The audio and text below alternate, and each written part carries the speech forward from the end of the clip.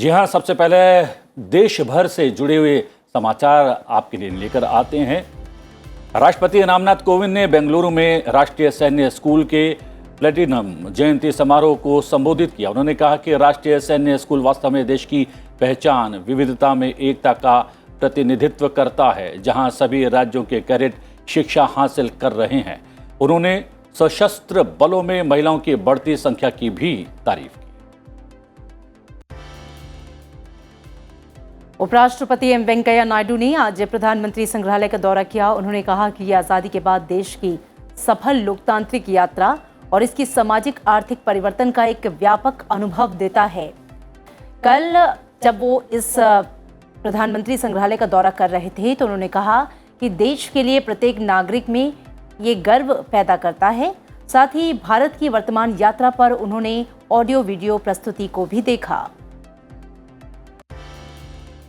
रक्षा मंत्री राजनाथ सिंह ने सोमवार को कहा कि भारत को भविष्य में युद्ध के लिए पूरी तरह से तैयार रहने की आवश्यकता है और इसके लिए सशस्त्र बलों और नागरिक प्रशासन के बीच बेहतर तालमेल का आह्वान भी उन्होंने किया। मसूरी स्थित लाल बहादुर शास्त्री राष्ट्रीय प्रशासन अकादमी में अपने संबोधन के दौरान राजनाथ सिंह ने यूक्रेन में जारी युद्ध का भी उल्लेख किया और इस बात पर जोर दिया कि साइबर और छद्म युद्धों के मद्देनजर सुरक्षा चुनौतियां अब और भी अधिक जटिल हो गई। बिहार के मुख्यमंत्री नीतीश कुमार ने उन तमाम अटकलों पर विराम लगा दिया है जिनके अनुसार उन्हें राष्ट्रपति पद के लिए एनडीए का उम्मीदवार बनाए जाने की संभावना जताई जा रही थी। सोमवार को नीतीश कुमार ने खुद इन खबरों को निराधार बताया। सूचना और प्रसारण मंत्रालय ने ऑनलाइन सट्टेबाजी पर नियंत्रण के लिए बड़ा कदम उठाया है। मंत्रालय ने कहा है कि सट्टेबाजी और जुआ देश के ज्यादातर हिस्सों में अवैध है और ये उपभोक्ताओं के लिए महत्वपूर्ण वित्तीय और सामाजिक आर्थिक जोखिम पैदा करते हैं। मंत्रालय ने प्रिंट और इलेक्ट्रॉनिक मीडिया को ऑनलाइन सट्टेबाजी मंचों के विज्ञापन प्रकाशित करने से बचने की भी सलाह दी। इसमें ऑनलाइन विज्ञापन मध्यस्थों और प्रकाशकों सहित ऑनलाइन और सोशल मीडिया को भारत में ऐसे विज्ञापन प्रदर्शित नहीं करने की सलाह दी गई है। प्रिंट, इलेक्ट्रॉनिक, सोशल और ऑनलाइन मीडिया में ऑनलाइन सट्टेबाजी वेबसाइट्स, प्लेटफॉर्म्स के विज्ञापन में कई मामले ऐसे सामने आए हैं। इसके बाद मंत्रालय ने यह कदम उठाया है।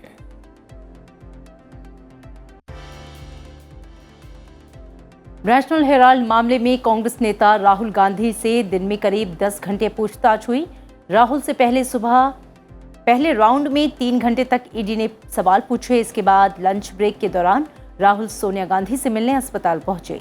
यहां एक बार फिर उसके बाद वो ईडी दफ्तर पहुंचे, जहां उनसे दूसरे दौर की पूछताछ हुई। दूसरे राउंड में राहुल से ईडी ने करीब 5.5 घंटे तक सवाल पूछे। इस दौरान कांग्रेसी नेता और कार्यकर्ता देश भर में प्रदर्शन करते रहे। कांग्रेस के पूर्व अध्यक्ष और वायनाड सांसद राहुल गांधी सोमवार को प्रवर्तन निदेशालय के सामने पेश हुए। इस पर कांग्रेस के दिल्ली और देश भर में प्रदर्शन पर टीएमसी ने हमला बोल दिया है। टीएमसी के मुखपत्र जागो बांग्ला ने कांग्रेस के आचरण को पाखंड बताया है। जागो बांग्ला के पहले पन्ने की हेडलाइन है, राहुल को ईडी का सम्मन, कांग्रेस का विरोध, सोनिया गांधी अस्पताल में भर्ती। लेख में आगे कहा गया है, जैसे ही उन्हें एजेंसियों का फोन आया, कांग्रेस का शीर्ष नेतृत्व डर से कांपने लगा। दरअसल कांग्रेस की अंतरिम अध्यक्ष सोनिया गांधी को भी कोरोना संक्रमण के चलते अस्पताल में भर्ती कराया गया था। उसके बाद 23 जून को केंद्रीय एजेंसी के सामने उनको पेश होना है। कांग्रेस के शक्ति प्रदर्शन पर केंद्रीय मंत्री स्मृति ईरानी ने खुलकर हमला बोला। उन्होंने आरोप लगाते हुए कहा कि कांग्रेस का प्रदर्शन भ्रष्टाचार के समर्थन में है। उन्होंने ये सवाल पूछा है कि गांधी परिवार एक पूर्व समाचार पत्र प्रकाशन कंपनी में क्यों दिलचस्पी रखता है, जो अब अचल संपत्ति का कारोबार चला रही है। इससे साबित होता है कि पूरा गांधी परिवार अचल संपत्ति के काम में लिप्त है। कांग्रेस नेता खुलेआम एक जांच एजेंसी पर दबाव बनाने के लिए सड़कों पर उतर आए हैं, क्योंकि उनका भ्रष्टाचार उजागर हो गया। ये प्रदर्शन केवल भ्रष्टाचार के समर्थन में है।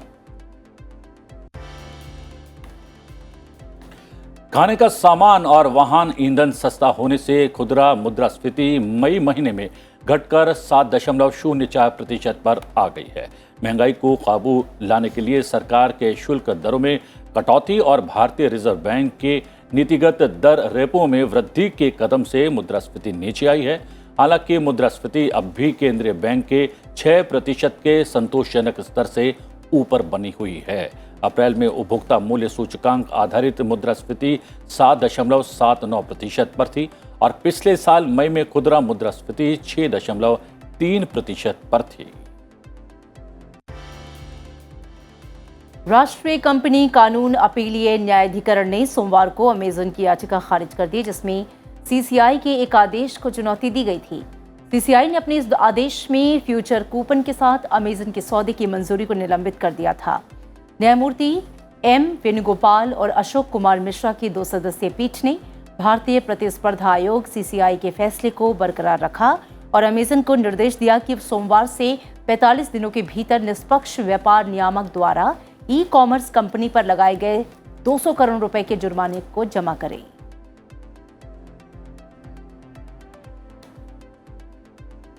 और आइए अब नजर डाल लेते हैं राज्यवार सुर्खियों पर।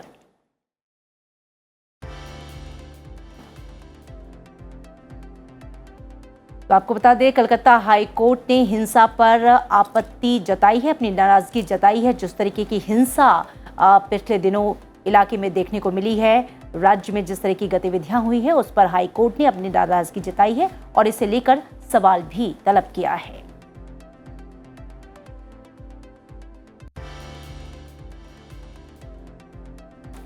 जी हाँ, बता दें कि विरोध प्रदर्शन के बीच बंगाल में लगातार स्थिति अब सामान्य होती जा रही है।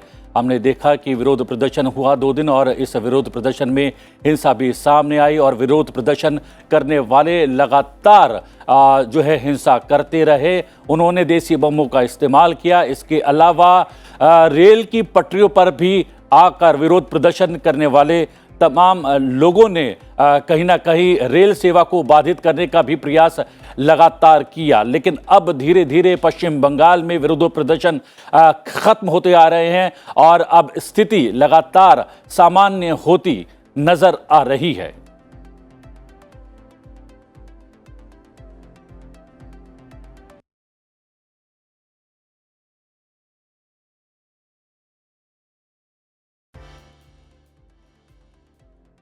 पश्चिम बंगाल विधानसभा ने राज्यपाल की जगह मुख्यमंत्री को राज्य के विश्वविद्यालयों का कुलाधिपति बनाए जाने के संबंधित विधेयक पारित किया। पश्चिम बंगाल के शिक्षा मंत्री ब्रत्या बसु ने पश्चिम बंगाल विश्वविद्यालय अधिनियम संशोधन विधेयक 2022 को सदन में पेश किया और उसके बाद उन्होंने कहा कि मुख्यमंत्री को कुलाधिपति बनाने में कुछ भी गलत नहीं है। विधानसभा विधेयक को बीजेपी विधायकों के भारी विरोध के बीच पारित किया गया। इस विधेयक को 294 सदस्यीय सदन में 40 मतों के मुकाबले 182 सदस्यों के समर्थन से पारित किया गया।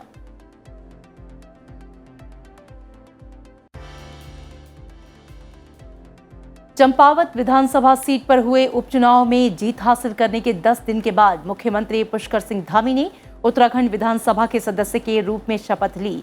राज्य विधानसभा अध्यक्ष रितु खंडूरी ने उन्हें मंत्रिमंडल के उनके सहयोगियों, विधायकों और बीजेपी नेताओं की उपस्थिति में विधानसभा सभागार में पद की शपथ दिलाई। इस बीच उत्तराखंड विधानसभा का बजट सत्र आज से शुरू होने जा रहा है। ये सत्र 20 जून तक चलेगा। इस सत्र में सरकार आज करीब 64,000 करोड़ रुपए का बजट पेश करने वाली है। इसी के साथ इस सत्र के दौरान कई विधेयक भी पेश किए जाएंगे। ओडिशा में बिक्रम केशरी अरुख को विधानसभा का नया अध्यक्ष चुना गया। विधानसभा के विरोध विशेष सत्र के दौरान बिक्रम अरुख को ध्वनिमत से निर्विरोध चुना गया। कुछ दिन पहले सदन के तत्कालीन अध्यक्ष सूर्य नारायण पात्रो ने पद से इस्तीफा दे दिया था। उत्तर प्रदेश विधान परिषद की 13 सीटों के लिए उप मुख्यमंत्री केशव प्रसाद मौर्य समेत सत्तारूढ़ भारतीय जनता पार्टी के 9 उम्मीदवारों और समाजवादी पार्टी के 4 उम्मीदवारों को सोमवार को निर्विरोध निर्वाचित घोषित कर दिया गया। निर्वाचन अधिकारी ब्रजभूषण दुबे ने सोमवार को विधान परिषद सदस्य के रूप में निर्वाचित किए गए सभी 13 प्रत्याशियों को निर्वाचन प्रमाण पत्र भी सौंप दिए।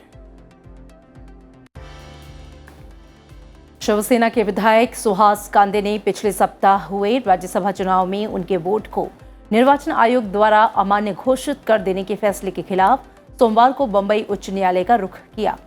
अधिवक्ता आंजिंग के उड़ाने के जरिए दायर याचिका में कांदे ने कहा कि निर्वाचन आयोग के उनके वोट को अमान्य घोषित करने के फैसले से उनकी गरिमा और प्रतिष्ठा को गंभीर नुकसान पहुंचा है। उन्होंने अदालत से आयोग का फैसला रद्द करने का अनुरोध किया है।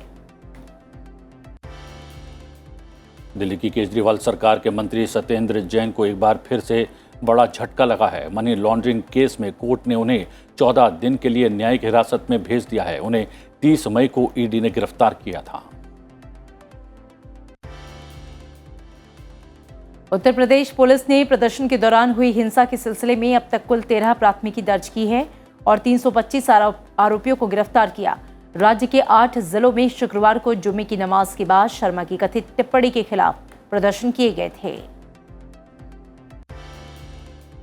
राष्ट्रीय स्मारक प्राधिकरण का एक दल राज्य को शेष भारत से जोड़ने वाले स्वदेशी आस्था के स्थानों का पता लगाने के लिए विशेष रूप से अरुणाचल प्रदेश के तिब्बत चीन क्षेत्र की सीमा से लगे प्राचीन स्मारकों का दौरा करेगा। ये दल आज से 18 जून के बीच राज्य के दौरे पर है।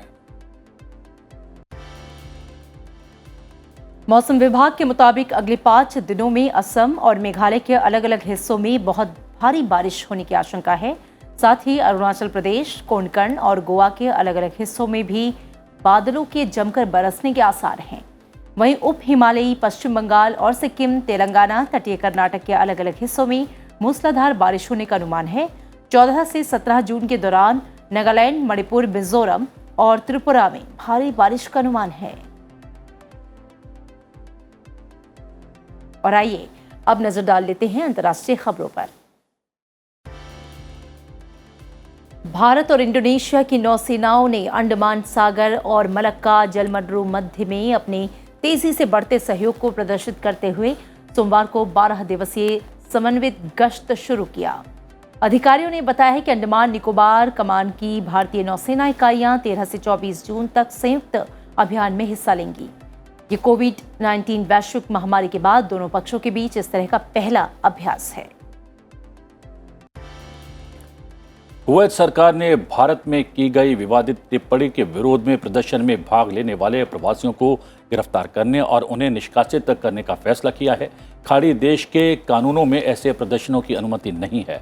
अरब न्यूज़ में प्रकाशित एक खबर में सूत्रों के हवाले से कहा गया है कि शुक्रवार की नमाज के बाद फहा हील इलाके में प्रदर्शन करने वाले प्रवासियों को गिरफ्तार करने का निर्देश दिया गया और उनके देश वापस भेजने के लिए निर्वासन केंद्र ले जाने की प्रक्रिया में है और उनके फिर से कुवैत आने की अनुमति नहीं देने की प्रक्रिया भी शामिल है। देश के कानूनों के अनुसार खाड़ी देश में प्रवासियों के धरना या प्रदर्शन में शामिल होने की मनाही है। चीन ने पूर्वी लद्दाख के एलएसी पर चल रहे विवाद के लिए भारत को जिम्मेदार ठहराया है। शांग्रीला डायलॉग को संबोधित करते हुए चीनी रक्षा मंत्री जनरल वेई फेंगे ने कहा कि भारत की तरफ से घुसपैठ की कोशिश की जाती है। चीनी रक्षा मंत्री का आरोप है कि भारतीय सैनिकों की चीनी सीमा में घुसपैठ की वजह से बॉर्डर पर तनाव की शुरुआत हुई थी। हालांकि इस दौरान उन्होंने भारत चीन संबंध को लेकर कुछ सकारात्मक बातें भी कहीं। वाणिज्य और उद्योग मंत्री पीयूष गोयल ने कहा कि वर्तमान चुनौतियों के दौर में विश्व व्यापार संगठन को सबल संदेश देना होगा कि धनी और विकसित देश विकासशील और कम विकसित देशों की मदद के लिए आगे आएं। जिनेवा में विश्व व्यापार संगठन के 12वें मंत्री स्तरीय सम्मेलन में G33 देशों की बैठक में पीयूष गोयल ने कहा कि विश्व व्यापार संगठन को गैर व्यापारिक मुद्दों को लेकर विकासशील देशों पर दबाव नहीं बनाना चाहिए। जलवायु परिवर्तन और स्त्री पुरुष समानता जैसे मुद्दे कानूनी रूप से अन्य अंतर सरकारी संगठनों के कार्यक्षेत्र में आते हैं। भारत का जो पक्ष है, चाहे वो कृषि क्षेत्र हो, चाहे मछुआरों का क्षेत्र हो, चाहे वो ई कॉमर्स का मॉरेटोरियम हो या WTO का इस भीषण महामारी के सामने जो चुनौती रही है विश्व की, उसके ऊपर जो कदम उठाने की आवश्यकता है वो विषय हो, इन सभी विषयों के ऊपर भारत ने अपनी बातें रखी हैं। श्रीलंका में खाद्य संकट बना हुआ है। कोरोना महामारी से पहले 2.2 करोड़ आबादी में से करीब 10% खाद्य सुरक्षा मुद्दों से जूझ रही है। आर्थिक पाबंदियों और रासायनिक उर्वरकों के उपयोग पर पूरी तरह से प्रतिबंध से स्थिति और बिगड़ी है। संयुक्त राष्ट्र का अनुमान है कि देश की करीब 1/3 आबादी को खाने के सामान के मामले में सहायता की जरूरत है। उनके पास जरूरी खाने के सामान और पोषक पदार्थों की कमी है। जनगणना और सांख्यिकी विभाग के अनुसार वर्ष 2019 के अंत तक श्रीलंका की 9.1% आबादी के पास जरूरी खाद्य पदार्थ की कमी थी। इसमें से 2 लाख लोग भूखमरी के कगार पर हैं। सऊदी अरब ने कई पश्चिमी देशों के हज यात्रियों को सरकारी पोर्टल के माध्यम से ही ऑनलाइन वीजा के लिए आवेदन करने की सलाह दी है, जिससे फर्जी ट्रैवल एजेंसियों पर नकेल कसी जा सके। ये नई प्रणाली लागू की गई है क्योंकि राज्य 2 साल के बाद वार्षिक हज के लिए विदेशों से 8,50,000 मुसलमानों का स्वागत करने की तैयारी कर रहा है, जिसके दौरान पहले से ही सऊदी अरब में तीर्थ यात्रियों को कोविड महामारी प्रतिबंधों के कारण प्रतिबंधित नहीं किया गया था। कोविड पाबंदियों के चलते करीब 2 साल बाद बोलीविया के सबसे बड़े त्योहार का आयोजन किया गया। ला पॉज शहर में रंगीन और चमकीले परिधानों में लोगों ने जुलूस निकाला।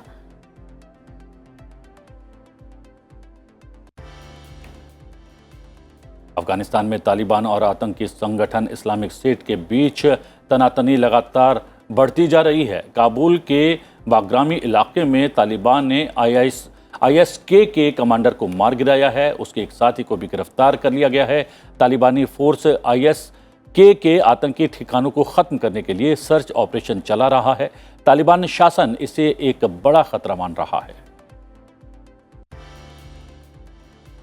24 फरवरी से शुरू हुई रूस यूक्रेन के बीच जंग जारी है। रूसी सैनिक लगातार यूक्रेनी शहरों में मिसाइलें दाग रहे हैं और इसी बीच सेवरोडोनेस्क में जंग तेज हो गई है। यहां नदी पर बने एक पुल को रूस ने तबाह किया है।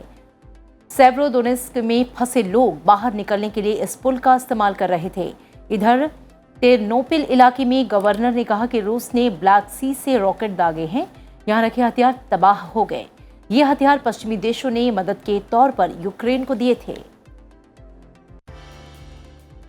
Hollywood pop singer Justin Bieber ने वीडियो शेयर कर बताया था कि उन्हें रैमसे हंट सिंड्रोम नाम की एक बीमारी हो गई है, जिसके बाद ब्रिटेन के प्लास्टिक सर्जन चार्ल्स एंडुका ने कहा है कि जस्टिन के जल्द रिकवरी के साइन दिखाई दे रहे हैं। सर्जन ने बताया कि शुरुआती स्टेज पर स्टेरॉयड और एंटीवायरल ट्रीटमेंट लेने वाले 75% मरीज पूरी तरीके से ठीक हो जाते हैं। और क्रिकेट की सबसे महंगी लीग के रूप में मशहूर IPL ने अब सबसे ज्यादा कमाई करने वाली लीग के मामले में इंग्लिश प्रीमियर लीग को भी पीछे छोड़ दिया है। इसके साथ ही IPL दुनिया की सबसे महंगी लीग के मामले में दूसरे पायदान पर कब्जा जमा चुकी है। इंडियन प्रीमियर लीग के टीवी और डिजिटल राइट्स बिक गए हैं। साल 2023 से लेकर 2027 तक के लिए ये राइट्स 2 अलग अलग कंपनियों ने 44,075 करोड़ रुपए में खरीदे हैं।